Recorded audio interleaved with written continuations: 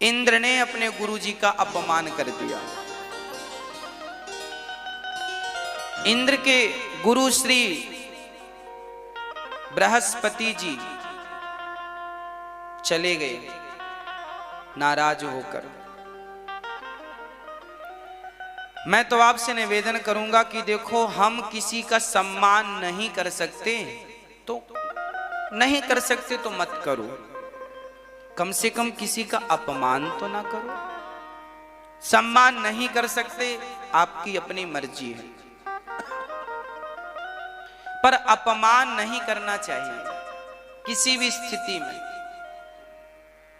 अपमान किसी का ना हो, किसी प्रकार से ना हो।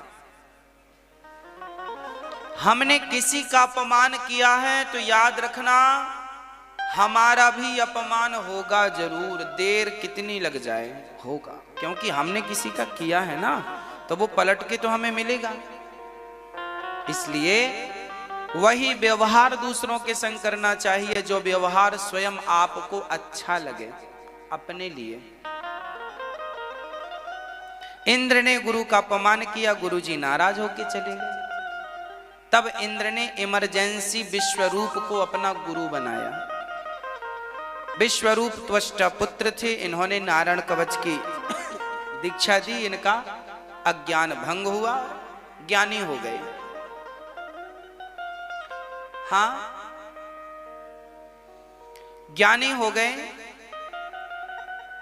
इंद्र का सारा अहंकार समाप्त हो गया, बल बढ़ा, और परिणाम यह हुआ कि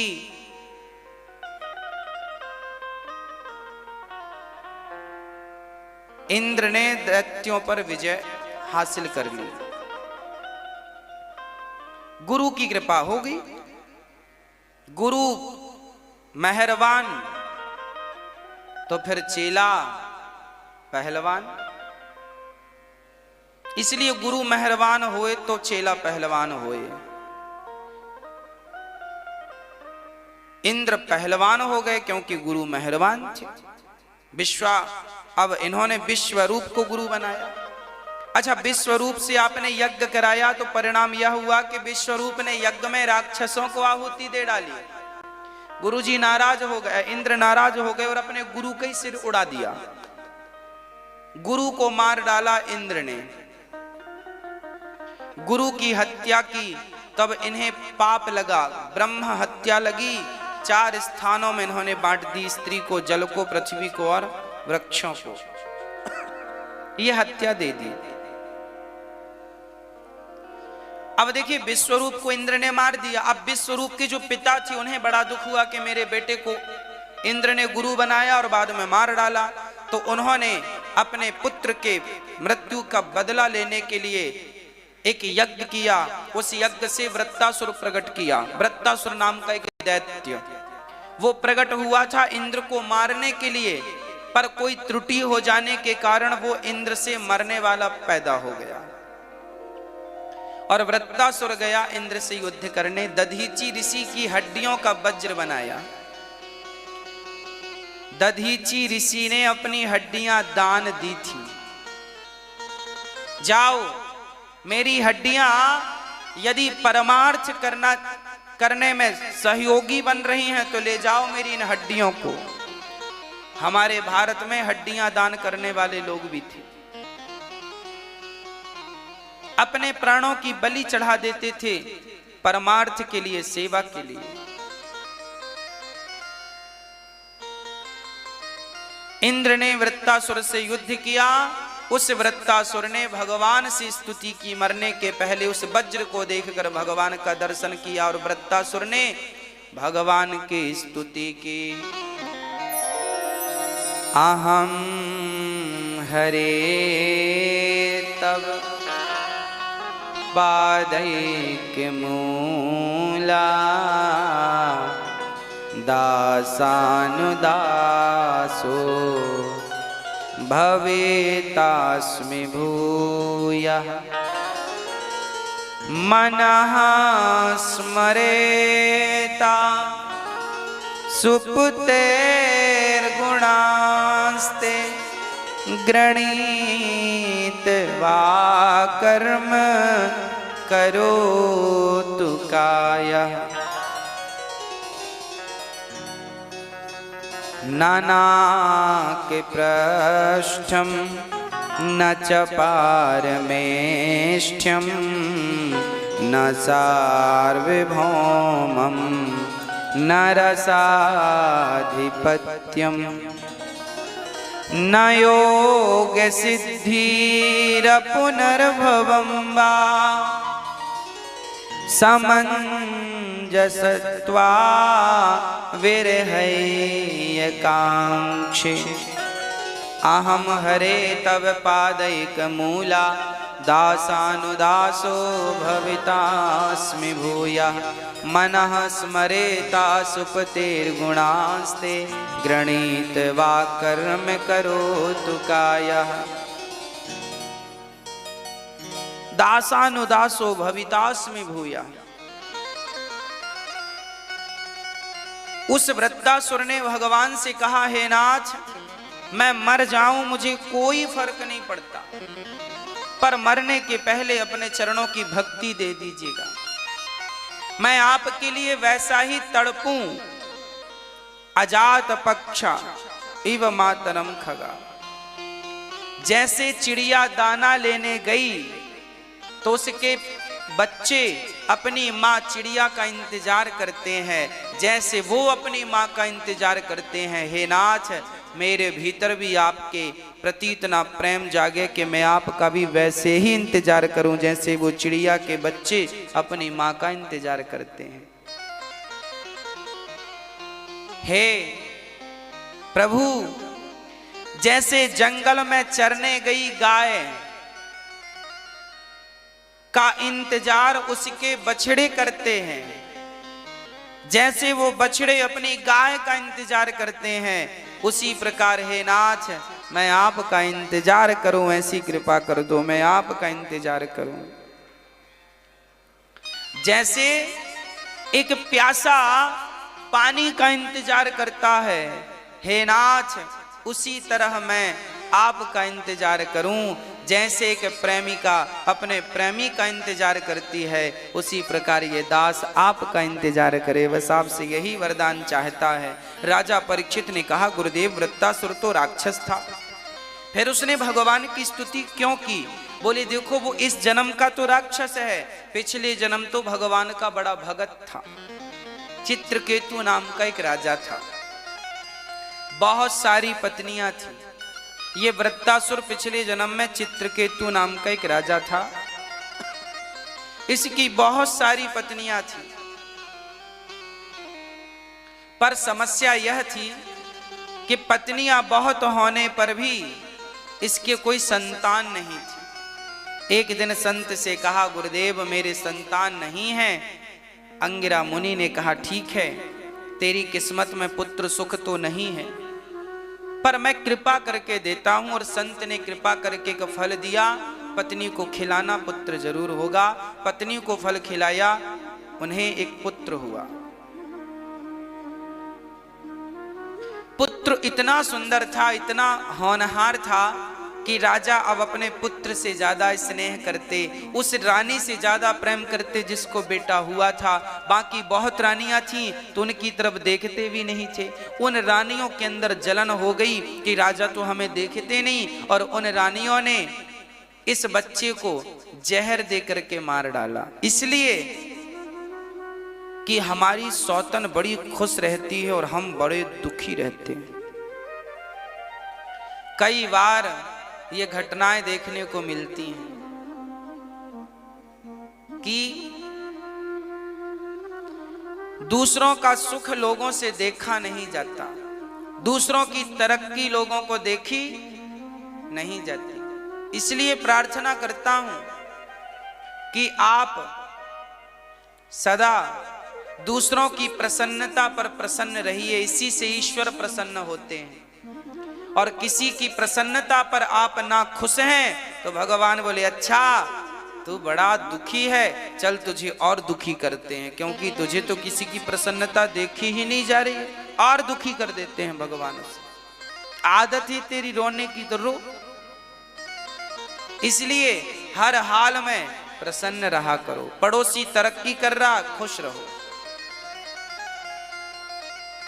आप परेशान ना होइए। सारे लोग, मैंने कहा ना, जिसके जितना पुण्य है, देखिए धन तो पुण्य से मिलता है। धन जितना आपका पुण्य होगा उतना धन आपको मिलेगा, और जितना आपको मिलना है उतना मिलकर रहेगा, कोई भी रोक नहीं सकता। कई लोगों को जमीन के भीतर से पैसा मिल जाता है, सोना मिल जाता है, आप लोगों को मिला कि नहीं? नहीं मिला? अरे राम राम राम। लोगों को हड़ा मिलता है, आपको मिला मैया?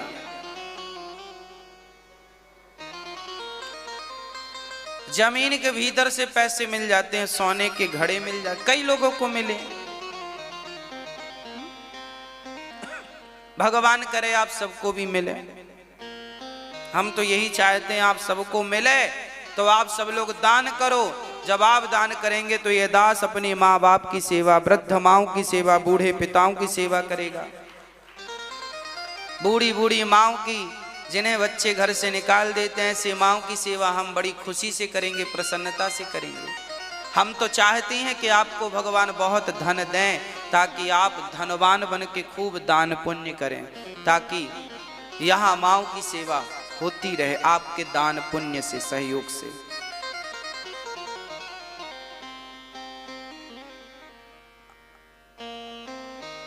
एक रानी को बेटा हुआ, बाकियों ने जहर देकर मार डाला। अच्छा, कुछ लोग ऐसे ही होते हैं, दूसरों की तरक्की नहीं देख पाते।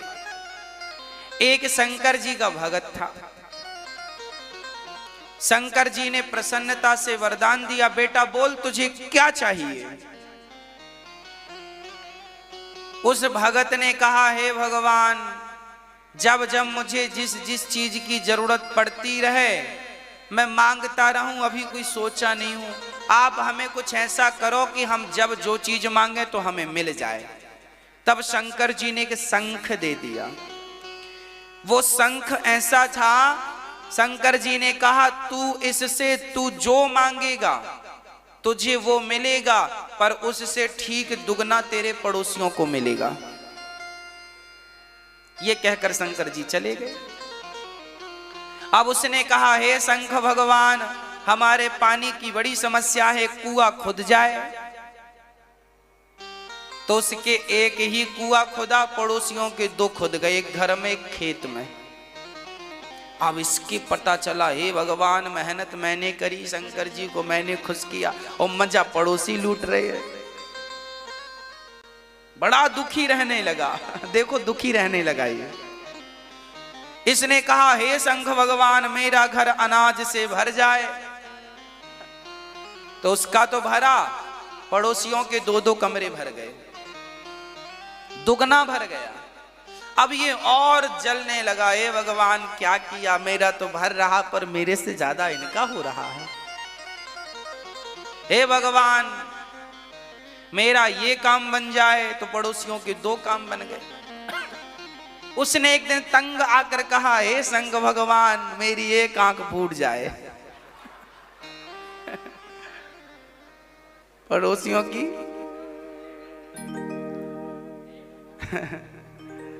ये देखो, जब इसने कहा कि मेरी एक आंख फूट जाए, तो इसकी एक तो फूटी ही फूटी, पर पड़ोसियों की एक भी नहीं फूटी। अब ये बड़ा परेशान, हे भगवान, ये सब क्या कर दिया, मेरी आंख फोड़ दी, उनकी नहीं फोड़ी। भगवान ने कहा, बेटा, दुनिया का भला करने का अधिकार तो तेरे पास है, किसी का भला तो तू कर सकता है, पर किसी का बुरा करने का अधिकार तेरे पास नहीं है। मत किया कर किसी का बुरा। यदि किसी का बुरा सोचा तो उसका होगा कि नहीं वो तो बाद का विषय है, पर तेरा निश्चित होके रहेगा। वो काना हो गया, एक आंख और फड़वा ली, ले, बड़ा चतुर बन रहा था। इसलिए सपने में भी किसी के बुरे किसी के प्रति बुरे विचार ना रखो।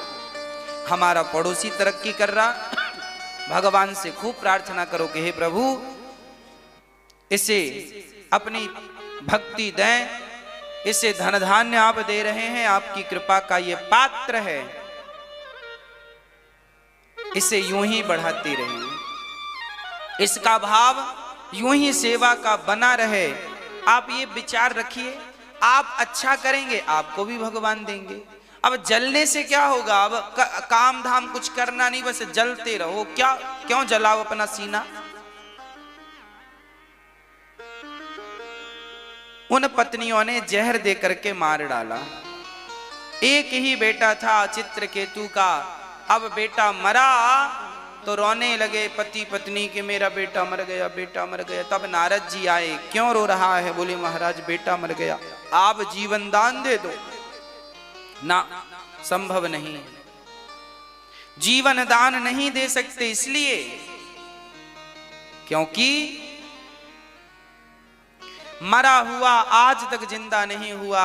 चरणों में गिर के बोला महाराज आप तो संत हैं और आप सब संभव कर सकते हैं, आप मेरे पुत्र को जीवन दान दे दीजिए।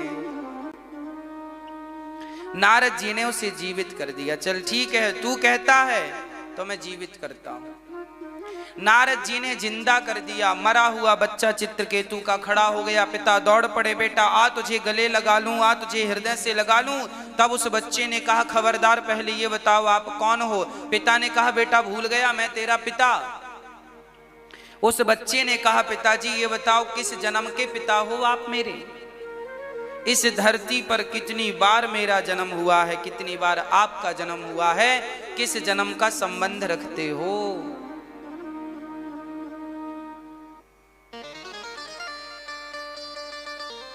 अच्छा आपको क्या लगता है, आप की जो ये पत्नी है, पति है, पुत्र है, ये आपके पिछले जन्म में कौन थे? कोई जानकारी है? पिछले जन्म में दुश्मन थे कि पड़ोसी थे कि कोई नहीं थे? इस जन्म में है, अगले जन्म में फिर कोई ये रहेंगे कि नहीं? अरे आपका तो करोड़ों बार जन्म हो चुका है। कितने माओ के पेट से तुम पैदा हो चुके हो। कभी हाथी के पुत्र बने, कभी चींटी के पुत्र बने, कभी इंसान के पुत्र आज बने बैठे हो, मनुष्य के। ये जो हमारा भाव है कि हमारा ये है, हमारा वो है ना। उस बच्चे ने कहा पिताजी पिछले जन्म में हम भिखारी थे, सो आपके घर भीख मांगने आए थे, तो आपने हमें गेहूं काटा दिया, थोड़े से गाय के गोबर, सूखा हुआ ओपले कंडे दिए, हमने आग लगाई, उन कंडों पर, उन ओपलों पर चींटियां बहुत सारी थीं, जलकर राख हो गईं। वो चींटियां आपके घर से मिली थी, इस जन्म में वही चींटियां आपकी पत्नी बनकर आई हैं। मैंने आपकी आटे की 5 रोटियां खाई तो 5 वर्ष तक आपका बेटा बनकर 5 रोटियों का हिसाब चुकाया। वो तो भगवान को भोग लगाकर रोटियां खाई थी, सो एक जन्म में ही सबका हिसाब किताब चुक गया, नहीं तो ना जाने कितने जन्म लेने पड़ते। इसलिए ये ना सोचा करो कि ये हमारा है, ये हमारा है। ये सब यात्रीगण है। जिंदगी की यात्रा में ये सब यात्री हैं जो तुम्हारे पास हैं। कोई किसी का होता नहीं है, जबरदस्ती आदमी मान लेता है ये मेरा। और याद रखना जो तुम्हारा है ही नहीं उसे अपना मानोगे तो दुख उठाना पड़ेगा। आप कहते हो ये बेटा मेरा है, ये बेटी मेरी है, तुम्हारा कैसे है ये बताओ? क्या है तुम्हारा उसके भीतर? क्या तुमने उसकी आंखें लगाई हैं? जब तुम्हारे गर्भ में तुम्हारा बच्चा था, माँ के गर्भ में बच्चा होता है, तो क्या माँ उसकी आंखें लगाती हैं? क्या माँ उसके हाथ पांव बनाती है? हाँ, अरे माँ बाप तो एक क्रिया करते हैं बस। उसके बाद जल की बूंदों से उस बच्चे का विकास माँ के गर्भ में होता है। सही जगह पर आंख, सही जगह पर कान, सही जगह पर मुख, सही सी जिह्वा, सही सा पेट कौन बनाया? माँ बाप कहते हैं ये मेरा बेटा है। इसीलिए कहते हो ना कि तुमने 9 महीने गर्भ में रखा है। तो तुम्हारा अधिकार है इस बच्चे पर क्या उसका अधिकार नहीं है जिसने इसकी आंख दी, कान दी, अरे जिसने श्वास दी, क्या उसका अधिकार नहीं है? मरा हुआ पैदा होता गर्भ से तो क्या कर लेते? क्या मरे हुए बच्चे पैदा नहीं होते? क्या होते हैं, मरे हुए भी पैदा होते हैं, पर तुम्हारा बच्चा जिंदा पैदा हुआ है। इसका मतलब तुमने 9 महीना गर्भ में रखा है तो अपना दावा ठोकते हो कि बेटा मेरा है। अरे जिसने तुम्हारे बेटे को श्वासें दी हैं, क्या उसका अधिकार नहीं है कि वो भी कहे कि ये मेरा है? अरे उसका ऑलरेडी है, तो उसने अपने घर बुला लिया, तो रोते क्यों हो? मत रोया करो कि बेटे के लिए, बेटी के लिए, पति के लिए। मरना सबको है। आप इस सच्चाई से कब तक भागेंगे? इसलिए मत भागिए, स्वीकार करिए, इस सच्चाई को स्वीकार कीजिए। हाँ, ये सब प्रकृति का नियम है। आया गया, आया है सो जाएगा, राजा रंक फकीर, एक सिंहासन चढ़ चला, एक बंधा जंजीर। एक भी बचा हो तो बता दो, आज के 100 साल पहले का कोई एक आदमी बचा हो तो बताओ। और आप जितने लोग यहां बैठे हैं, 100 साल पहले भी हम में से कोई नहीं था और 100 साल बाद भी हम में से कोई नहीं बचेगा। कहानी सिर्फ 100 साल की है। हर 100 साल में पूरे लोग चेंज हो जाते है ना। आज के 100 साल पहले हम में से कोई नहीं था, फिर भी भारत था, है ना। आज के 100 साल बाद नहीं रहेंगे हम में से कोई, तो भी भारत रहेगा। ये मिट्टी रहेगी, वो खेत 100 साल बाद भी रहेगा जब आप में से कोई नहीं रहेगा। वो घर 100 साल बाद भी रहेगा जब आप में से कोई नहीं रहेगा। परंतु जो आज दावा ठोकते हैं ये मेरा है, कोई नहीं बचा। मैं पुराने पुराने महलों को देखने कभी कभी जाता हूं, जैसे दिल्ली का लाल किला। ये राजाओं के बनवाए किले हैं ना, जहां कल तक राजाओं के डंके बजते थे। कहां गए वो राजा जिनने कहा था ये किला मेरा है? कहां गए वो राजा जिनने कहा था मैंने बनवाया है? एक भी बचा हो दावा ठोकने वाला तो बता दो, बोलो। झांसी का किला तो आज तक है, कहां गए वो जो दावा करते थे ये मेरा है? चित्तौड़ का किला तो आज भी है, कहां गए वो लोग जो दावा करते थे? मांडव के किले तो आज भी हैं, कहां गए वो लोग जो दावा करते थे? तुम भी दावा कितने दिन करोगे? ज्यादा से ज्यादा 70 साल। 70 साल बाद तो पीढ़ी चेंज हो जाएगी। दावा ये ना करो कि ये मेरा बस संसार है, दावा ये करो कि भगवान मेरे हैं। मीरा ने दावा किया ये मेरे हैं। इसलिए कबीरदास जी ने एक भजन गाया है बढ़िया सा, सुनो उसे।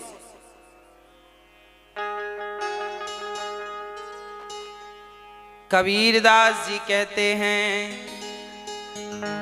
कि मन फूला फूला फिरे जगत में, कैसा नाता रे। हम कहते हैं ये मेरा है, मेरा मेरा। ना तो कोई किसी की पत्नी है, ना कोई किसी का बेटा है। पत्नी भी अपना कर्तव्य पूरा करने आई है, पति भी अपना कार्य पूरा करने आया है, पुत्र भी अपना कार्यकाल पूरा करने आया। जिस दिन जिसका कार्यकाल पूरा हुआ, जाओ राज राजे रहे, ना बुरानी रही। ये संसार में रहो सबके साथ, पर अटैचमेंट संसार से ना हो। अटैचमेंट तो मेरे गोविंद से हो। यही जीवन का रहस्य है, यही जीवन का सार है। अब आ गया समय, बेटा बेटी घर परिवार सबको दिल से निकाल फेंको और भगवान को दिल में जगह दो। भगवान को स्थान दो, सब भूल जाओ कि तुम्हारी बेटी है, बेटा है, परिवार, सब भूलना पड़ेगा। ये कुछ भी याद रहा तो यही तुम्हारे बंधन का कारण बन जाएगा। बुढ़ापे में तो सब भूल जाना चाहिए। बाल पक गए मतलब सब भुला दो, बस भगवान को याद रखो। और 2 रोटी मिल जाए प्रेम से, गाली दे के कोई रोटी दे दे तो खा लो, सम्मान से रोटी कोई दे दे तो खा लो। बुढ़ापे में ज्यादा बड़ी बड़ी बातें नहीं। एक बूढ़ा व्यक्ति बोला, हमें नहीं जानते, हाँ हम कौन हैं, ऐसे रहते हैं हम, क्या और क्या खाते हैं हम, क्या करते हैं हम नहीं जानते हो। बुढ़ापे में इससे कोई फायदा नहीं, जबरदस्ती की अकड़ दिखाने से कोई फायदा नहीं। नॉर्मल रहो, सादा जीवन, उच्च विचार। तुम कैसे सोने के महलों में थे अच्छी बात है, 56 भोग खाते थे अच्छी बात है, पर अब बुढ़ापा आ गया है, मौत नजदीक है, अब भूल जाओ सब चीजें। वो गए दिन गए, बहुत दूर निकल गए, तुम बहुत आगे आ गए। क्या खाते थे, क्या पहनते थे, कहां जाते, गए वो। अब बुढ़ापा आ गया है, हड्डियां कमजोर पड़ गई हैं, इंद्रियां शिथिल पड़ गई हैं, अब मन भगवान में लगाओ, इसी में कल्याण है। बूढ़े आदमी को बिल्कुल साइलेंट चुप रहना चाहिए, ज्यादा बोलना नहीं चाहिए, बिल्कुल चुप। भगवान का खाओ पियो, भजन करो भगवान का। व्यर्थ की बातें करेंगे तो झगड़ा होगा, माहौल बिगड़ेगा, इसलिए चुप रहो, मौन रहो तो ही अच्छा है। कम से कम विष मत घोलो, बोलो यदि पहले तुम तौलो, फिर मुख को खोला करना। पुष्प नहीं बन सकते हो तो कांटे बनकर मत रहना। श्री कबीर जी ने हमें कहा है कि मन फूला फूला, मन को बड़ा लोग अहंकार में एटीट्यूड में चलते कि नहीं, सब धरा रह जाता है।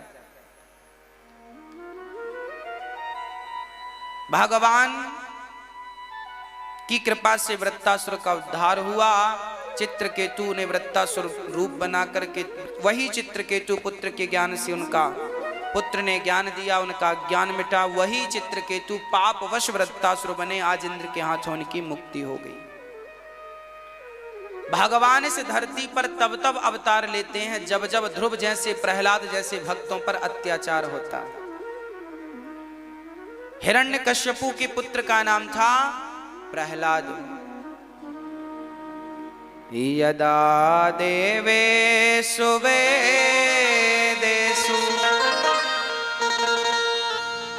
गौसु विप्रेषु साधुषु धर्मे मयि च विद्वेषः सवाशु विनाश्यति।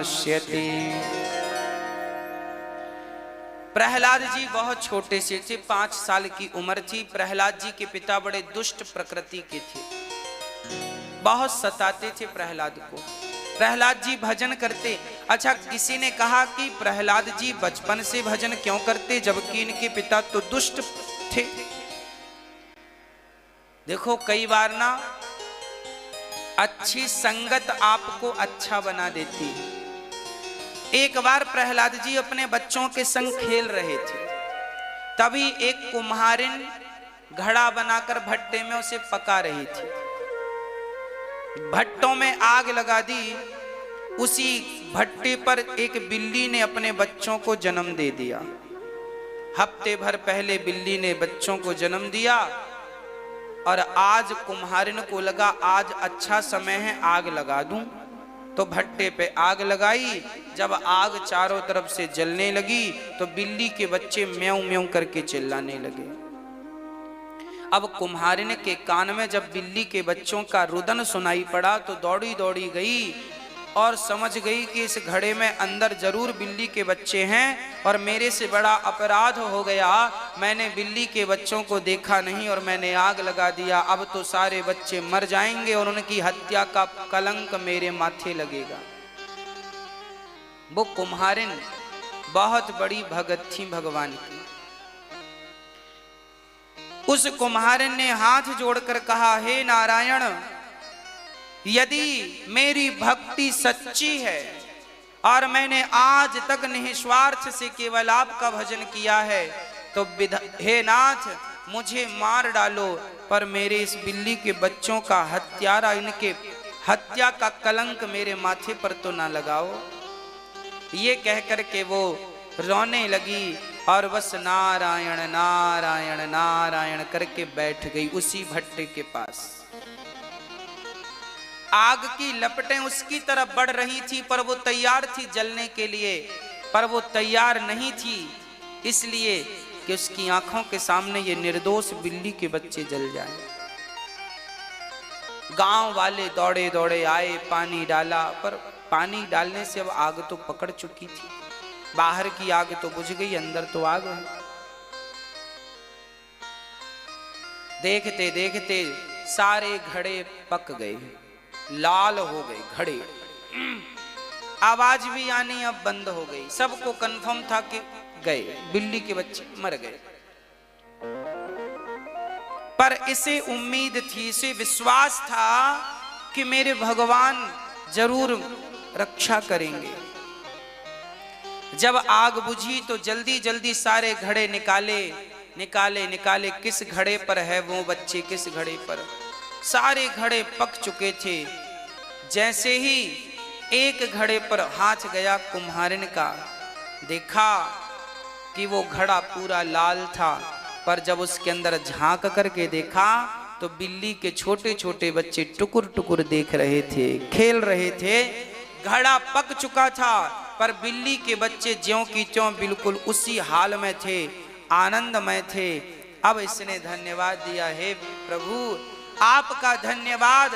भक्त की भक्ति जब सच्ची हो तो भगवान अपने भक्त की हर बात पर कायम रहते हैं, हर बात के लिए तत्पर रहते हैं कि मेरा भक्त कुछ कहे और मैं दौड़ पड़ूं उसकी आज्ञा का पालन करने के लिए।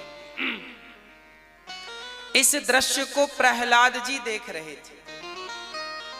प्रहलाद जी ने देखा कि ये कुम्हारिन की प्रार्थना करने से आग भी शीतल हो गई और बिल्ली के बच्चों का भी बाल भी बांका नहीं हुआ। तब से प्रहलाद जी का विश्वास इतना बढ़ा कि अब वो समझ गए कि वो भगवान जो आग को शीतल कर सकते हैं, उनमें सब कुछ करने की ताकत है, क्यों ना उनकी शरण ग्रहण की जाए। और उस दिन से प्रहलाद जी बस नारायण नारायण जपने लगे, विश्वास के साथ जपने लगे। पूर्ण विश्वास था कि भगवान जरूर कृपा करेंगे। बस प्रहलाद जी नारायण जपते। एक दिन हिरण्यकश्यपु ने देखा, क्यों ये किसका नाम जप रहे हो? पिताजी ये भगवान का नाम, आप भी जपो, आपका कल्याण होगा। अच्छा, मुझे ज्ञान देता है? प्रहलाद जी के गाल पर एक थप्पड़ मारा, एक थप्पड़ मारा। प्रहलाद जी महाराज नीचे गिर गए। अपने सैनिकों से कहा, जाओ जाओ इसे पहाड़ से फेंक दो, पहाड़ से फेंक दो। पहाड़ से प्रहलाद जी को फेंक दिया गया। पर प्रहलाद से कहा कि सुन, भगवान का नाम छोड़ दे। यदि भगवान का नाम जपना छोड़ देगा तो हम तुझे पहाड़ से नहीं फेंकेंगे, और यदि नहीं छोड़ा तो फेंक देंगे, तू मर जाएगा। यदि अपनी जान बचाना चाहता है, अपनी रक्षा करना चाहता है, तो निश्चित मान ये भगवान का भजन छोड़ दे। भगवान का भजन छोड़ दे। परंतु प्रहलाद जी कहते हैं कि हमें पहाड़ से फेंकना हो तो पहाड़ से फेंक दो, हिमालय की चोटी से फेंकना है तो चोटी से फेंक दो, हम भगवान का नाम लेना नहीं बंद करेंगे। फेंक दिया सैनिकों ने हिरण्यकश्यपु के। और प्रहलाद जी उस हाल में भी नारायण नारायण नारायण जप रहे थे। और जब नारायण का नाम जपा तो प्रहलाद जी को पहाड़ से तो फेंका गया, पर बाल भी बांका इसलिए नहीं हुआ क्योंकि जब भक्त को विश्वास होता है ना कि मेरा भगवान मेरी रक्षा करेगा, तो भगवान उस विश्वास को तोड़ते नहीं है। प्रकट होकर भगवान ने अपनी गोद में थाम लिया, प्रहलाद को उतार कर नीचे रखा और प्रहलाद जी फिर अपने घर चले गए। हिरण्यकश्यप ने कहा, क्यों रे, तू मरा नहीं? प्रहलाद ने कहा, पिताजी, जिस भगवान ने मां के गर्भ में मरने नहीं दिया, ये बताओ कि मां के गर्भ में रक्षा किसने की थी, हमारी और आपकी? वहां तो हम उल्टा लटके थे, छोटी सी जगह में, पांव ऊपर सिर नीचे, इतने से गर्भ में उल्टा लटके थे। ऐसे सिकुड़ करके 9 महीने हमने गुजारे हैं। वो भगवान मां के गर्भ में मरने नहीं दिया तो वो रखवाला बने तो क्या यहां संसार में मरने देगा? उसके भरोसे रहने वाला घनघोर जंगल में भी नहीं मर सकता। पिताजी, हिरण्यकश्यप ने सैनिकों को बुलाया, क्यों रे, इसे फेंका नहीं था क्या? सैनिकों ने कहा, महाराज बड़ी ऊंचाई से फेंका, मरा ही नहीं। एक काम करो, इसे सांपों से डसवाओ। जहरीले सांप लेकर आए और प्रहलाद जी को एक कमरे में बंद करके सांपों को छोड़ दिया। पर प्रहलाद जी ने जब कीर्तन किया, श्रीमन नारायण नारायण नारायण, उस कीर्तन के प्रभाव से वो जहरीले नाग भी प्रहलाद के साथ भगवान के भजन में संग संग झूमने नाचने लगे, नाचने लगे, झूमने लगे।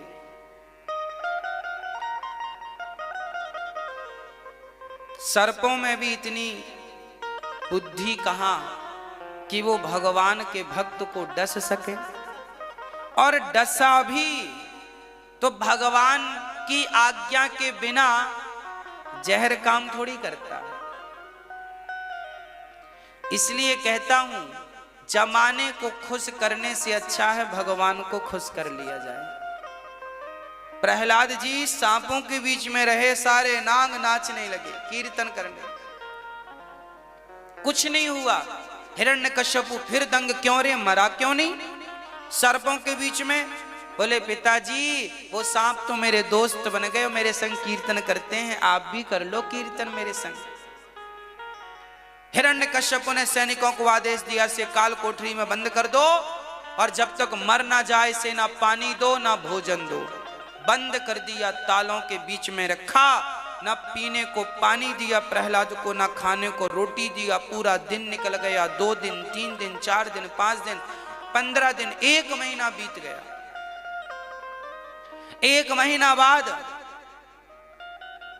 हिरण्यकश्यप ने खुलवाया, अब तो मर गया होगा।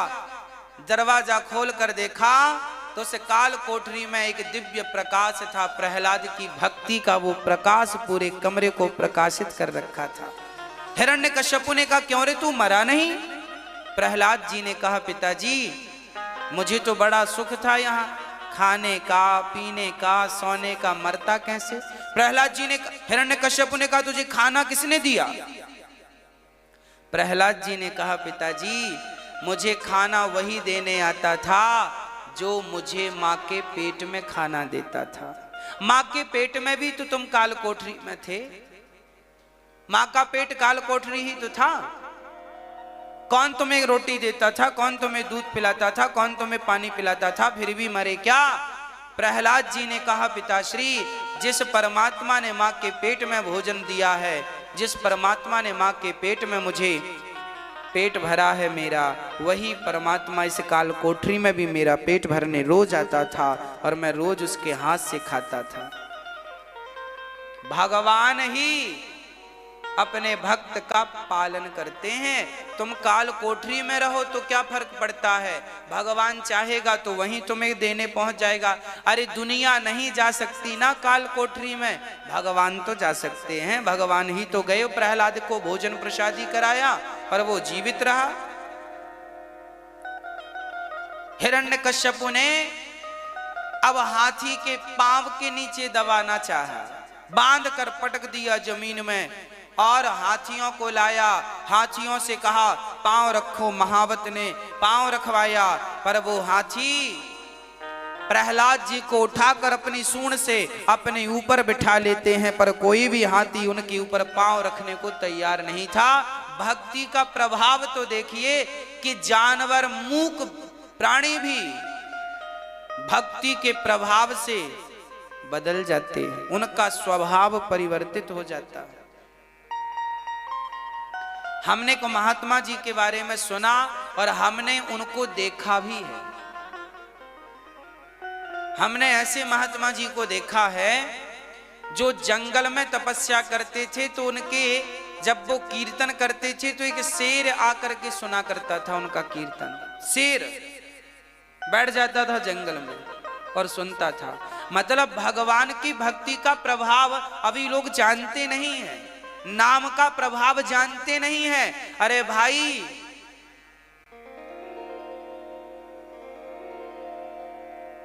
ये पत्थर है, माना कि है तो पुष्प, माना कि ये पत्थर है। ये पत्थर हमारे पास है तो हम इसके साथ यूं यूं करते हैं, इसे कभी जेब में रख लेते हैं, कभी उठाकर किनारे रख देते हैं। पर कभी इस पत्थर से लोहा स्पर्श हो जाए और लोहा सोना बन जाए तो पता चलेगा राम राम, ये कोई साधारण पत्थर थोड़ी था, ये तो पारस मणि थी। उसी तरह आपको अभी पता नहीं है, आपने तो अभी राम नाम को पत्थर समझ रखा है। जिस दिन राम नाम को पारस मणि समझ लोगे उस दिन तुम्हारा कल्याण हो जाएगा। राम नाम ही वो पारस है जो तकदीर और तस्वीर बदल देता है। बड़े बड़े पापी इसी नाम के बल पर तो सदगति पा गए, केवल नाम के बल पर। इसलिए नाम जरूरी है। प्रहलाद जी नाम जप करते हैं, नारायण नारायण नारायण। प्रहलाद की बुआ जी आई एक दिन, बुआ का नाम था होलिका। होलिका आई, होलिका जी बड़े प्रेम से अपने प्रहलाद को लेकर के गोद में बैठ गई। उन्हें वरदान था कि आग जलाएगी नहीं। आग लगी होलिका में, उनको लगा प्रहलाद जल जाएगा, हम बच जाएंगी, पर उल्टा हुआ। होलिका तो जल गई, प्रहलाद नहीं जले। कि ऐसा क्यों हुआ? ऐसा इसलिए हुआ कि होलिका को आग ना जलाने का वरदान तो उसने दिया था ब्रह्मा जी ने, पर इसलिए वरदान दिया था कि कोई जल रहा हो तो तुम बचा के ले आना, तुम जलोगी नहीं। पर तुम तो अब निर्दोष को ही जलाने बैठ गई। जब आप अपनी शक्ति का, अपने बल का दुरुपयोग करते हैं तो परमात्मा वो शक्ति, वो बल आपसे छीन लेता है कि तुम इसके लायक नहीं हो, जलकर राख हो गई। और भक्त की भक्ति के बल पर प्रहलाद का बाल भी बांका नहीं हुआ। अब हम क्या समझें इन कथाओं से? देखिए, प्रहलाद का विश्वास भगवान पर 100% था। चलो, हम लोग प्रहलाद नहीं बन सकते तो क्या हुआ? 100% विश्वास नहीं जमा सकते तो कम से कम 5% जमा लें। ये विश्वास बढ़ाने के लिए है, हमारा और आपका विश्वास बढ़े कि प्रहलाद की रक्षा करने भगवान आए थे, तो हम भी विश्वास रखेंगे तो भगवान हमारी भी रक्षा करेंगे। इसलिए आप अपने विश्वास को कभी मिटने ना दीजिएगा, कम ना होने दीजिएगा। विश्वासो ही फलदायक। प्रहलाद पढ़ने गए, पढ़कर आए तो पिता ने पूछा, बेटा अब तेरी बुद्धि सुधर गई, बोल क्या पढ़ा तूने? प्रहलाद जी ने कहा, मैंने 9 बातें बढ़िया बढ़िया पढ़ी। क्या क्या पढ़ा? प्रहलाद जी ने कहा, श्रवणम कीर्तनम विष्णु स्मरणम पाद सेवनम अर्चनम वंदनम दास्यम सख्यमात्मनिवेदनम।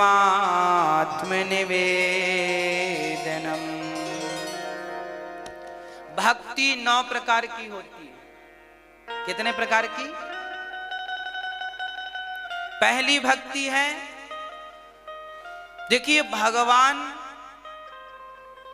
पहली भक्ति है कथा सुनना, श्रवणम। कितने लोग ऐसे हैं जिन्होंने कथा सुन सुन करके बिहारी जी के दर्शन का मन बनाया। कितने लोग ऐसे हैं जो कभी वृंदावन नहीं आते थे, बिहारी जी का दर्शन नहीं किया, पर कथा सुन सुन करके उनके अंदर बिहारी जी से मिलने की उत्कंठा जाग गई और उन्होंने दर्शन किया। देखिए कथा जो है भगवान से मिलाती है कि नहीं मिलाती? ये प्रमाण है इस बात का कि आपके हृदय में कथा ने ही एक उत्कंठा जगाई है। इसलिए भगवान की पहली भक्ति है कथा सुनना, क्योंकि कथा सुनेंगे तो भगवान से मिलने की उत्कंठा भी बनेगी। कथा ही नहीं सुनेंगे तो उत्कंठा कैसे जागेगी? इसलिए पहली भक्ति है कथा सुनना, श्रवणम। दूसरी भक्ति है, अच्छा कथा सुनने से भगवान के प्रति प्रेम जागता है, भक्ति जागती है और ज्ञान मिलता है, और संसार के प्रति आसक्ति भी कम होती है। ये बिल्कुल प्रैक्टिकली बात है। जिन जिनने कथाएं सुनी हैं उनको बहुत लाभ मिला है कथाओं से। मैंने देखा, लोग बताते हैं आप जैसे भक्त, बड़ी कृपा है ठाकुर जी की, बिहारी जी की। आप एक बार भगवान के बनकर देखें तो सही, जो बन गए उनकी तकदीर तस्वीर बदल गई है। तो पहली भक्ति है कथा सुनना और दूसरी भक्ति है कीर्तनम। हाँ, हमारे पानीपत से भैया सुधीर जिंदल जी और मैया पूजा जी आई हैं। पिछली बार मार्च के महीने में अयोध्या में कथा थी तो आप वहां के यजमान थे। और देखिए अभी कथा सुने आपको 1 साल पूरा नहीं हुआ, आपकी कंबल की छोटी सी फैक्ट्री थी, पर कथा सुनी और हमारे मुंह से एक दिन अचानक निकल गया कि आपकी बड़ी फैक्ट्री हो। तो देखो साल भर के भीतर बहुत बड़ी फैक्ट्री ठाकुर जी ने इनको प्रदान कर दी। क्यों? केवल भगवत कृपा ने। बहुत बड़ी फैक्ट्री, पहली बहुत छोटी थी, अब उसकी कई गुना बड़ी हो गई। और ये निरंतर वृंदावन से जुड़े हैं, निरंतर कथाओं से जुड़े हैं। घर में रहते हैं तो कथा सुनते हैं और मन करता है तो तुरंत भागकर वृंदावन आ जाते हैं और फिर भगवान की शरण दर्शन दरस परस करके फिर चले जाते हैं। काम भी करते हैं और भक्ति भी करते हैं। संभव है, काम के साथ भगवान की भक्ति संभव है। करने वाला हो तो सब संभव है। काम भी ना छूटे, राम भी ना छूटे। तो कथा सुनने से सब कुछ मिलता है। श्रवणम, कथा सुनो, फिर कीर्तनम, दूसरी भक्ति है कीर्तन। जो कथा सुनते हैं उनका भाव कीर्तन करने का भी बनता, वो कीर्तन भी करते।